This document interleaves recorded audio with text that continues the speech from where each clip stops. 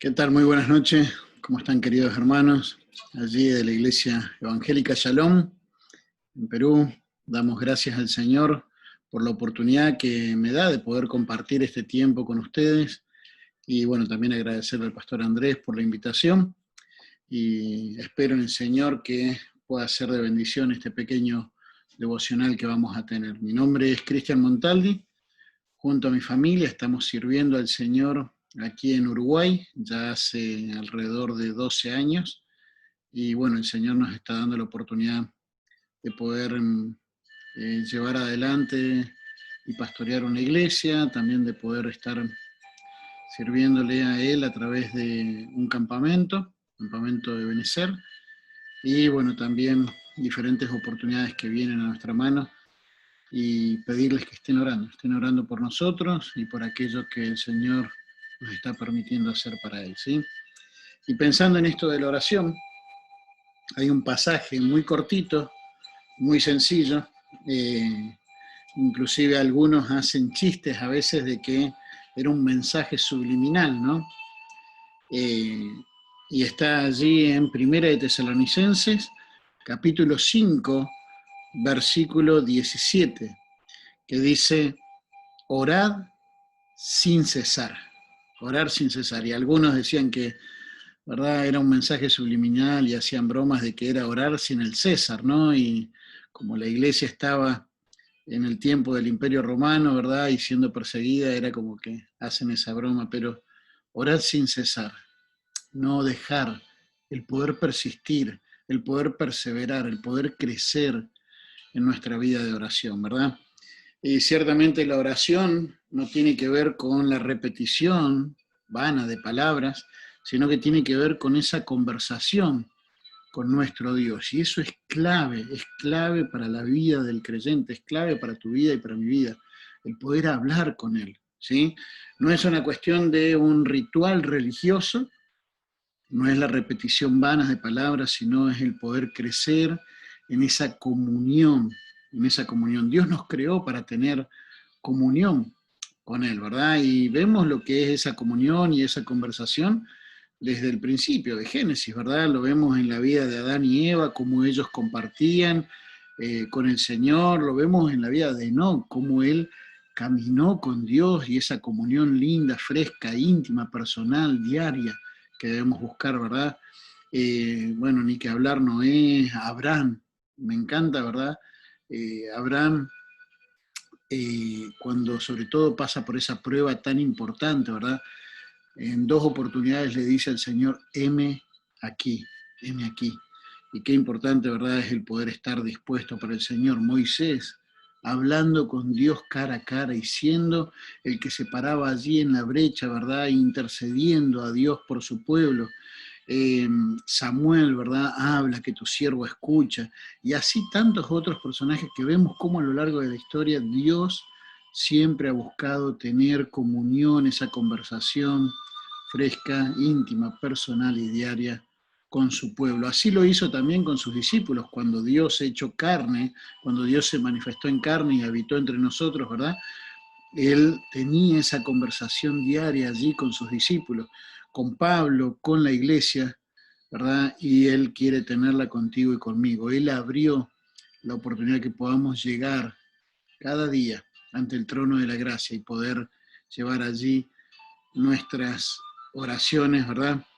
Y cuando pensamos en esto de orar sin cesar, ¿verdad?, y poder crecer en esa comunión, nos ayuda a que nosotros podamos practicar la presencia de Dios, podamos practicar su presencia, reconociendo que Él es un Dios cercano, que Él está y puedo hablar con Él, ¿sí?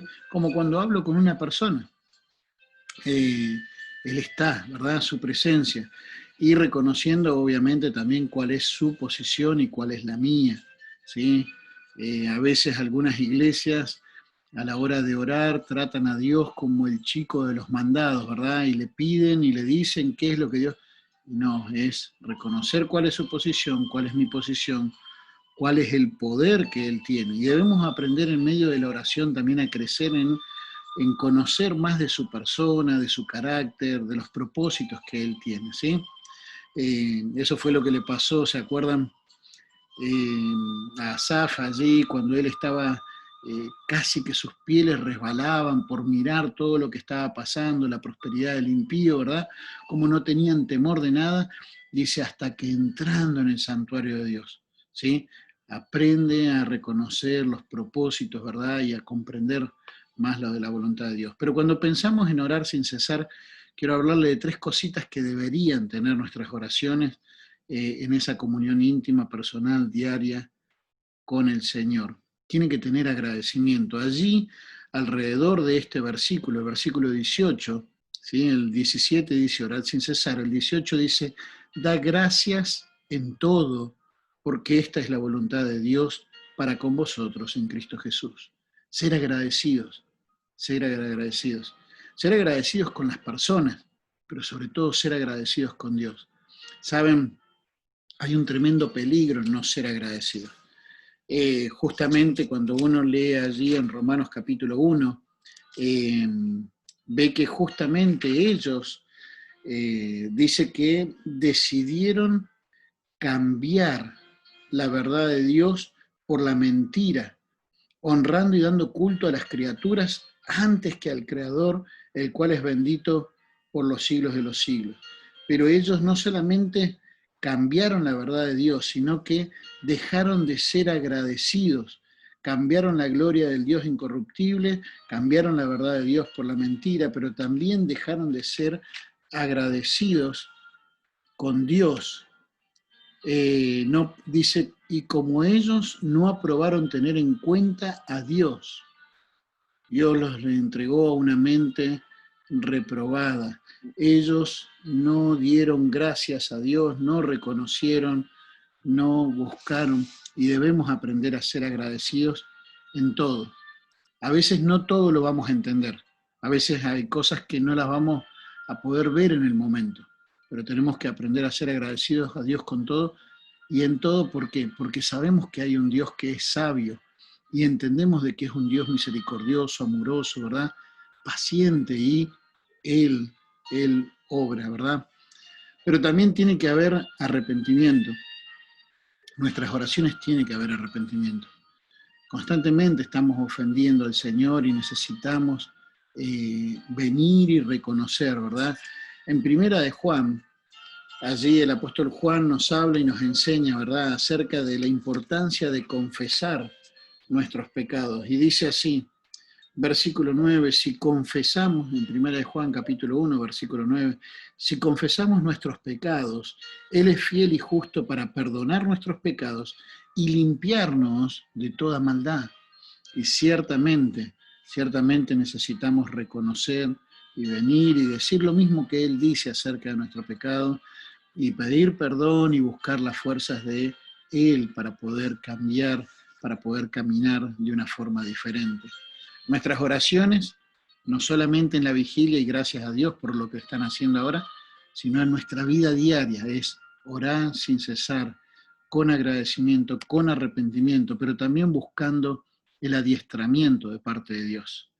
¿Sí? El adiestramiento tiene que ver con la capacitación, pero también con la ejecución de algo, ¿verdad? Y en Salmo 144 dice así, bendito sea Jehová, mi roca, quien adiestra mis manos para la batalla y mis dedos para la guerra.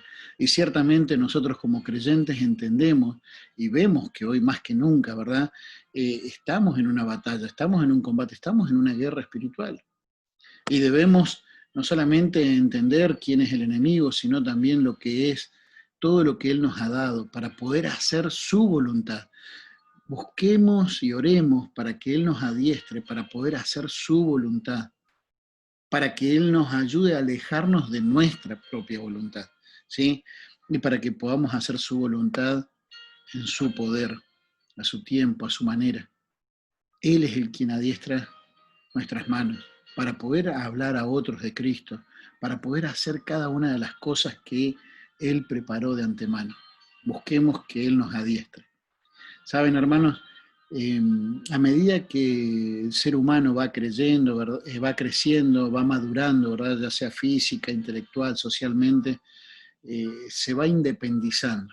Y en su independencia, ¿verdad? Es como que se va entendiendo y reconociendo que va madurando. Pero en la vida del creyente, en el área espiritual, a medida que vamos madurando, cada vez nos hacemos más dependientes de Dios. Y eso se demuestra a través de una vida de oración. Una vida de oración que aprende a ser agradecido, que se arrepiente y que busca el adiestramiento de parte de Dios. Hermanos, que tengan una excelente jornada. Sé que estamos viviendo tiempos difíciles, ¿sí? Pero no dejemos de aferrarnos al Señor. Mantengámonos firmes en nuestra fe. El Señor les bendiga. Desde ya les agradezco también sus oraciones por nuestra familia y por el ministerio y por la obra del Señor aquí en Uruguay. Estamos en contacto y a las órdenes.